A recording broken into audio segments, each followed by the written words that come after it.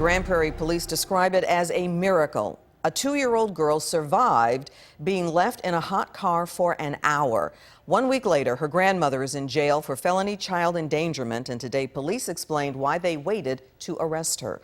We also know more about what she did after locking that car door and walking away.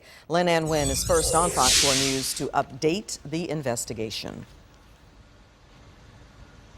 Clarice, police say that 2-year-old girl is going to be okay 1 week after she was left out in this parking lot in 97-degree weather in that hot car for more than an hour. Police told me today that they waited about a week to charge that grandmother with child endangerment because they wanted to make sure that child was going to be okay.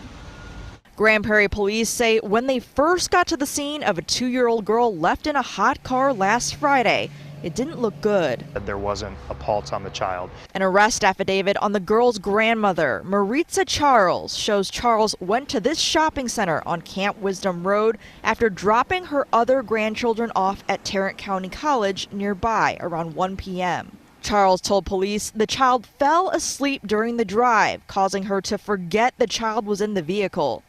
She then went into Rue 21, Maurice's, then Ross's, forgetting her grandchild was in the hot car for more than an hour while she went shopping. There is surveillance video of her showing going into stores and out of stores, and there are transactions that were made in stores that would support the time that she was away from the child. It was 2:43 p.m. when Charles went back to the car, realized her granddaughter was still inside, and called 911.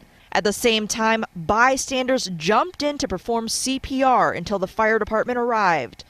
Fire officials say even after using cooling packs to cool the little girl down, her core temperature was still at 107 degrees by the time they got to the hospital. Somewhere during those life-saving measures, call it a spiritual event, we got a pulse and were able to revive and rescue the child. But even then, police say they couldn't be sure if the heat caused permanent injuries. We felt very comfortable that the child would possibly live, but we didn't know the extent of the injuries until, it was 4 or 5 days later.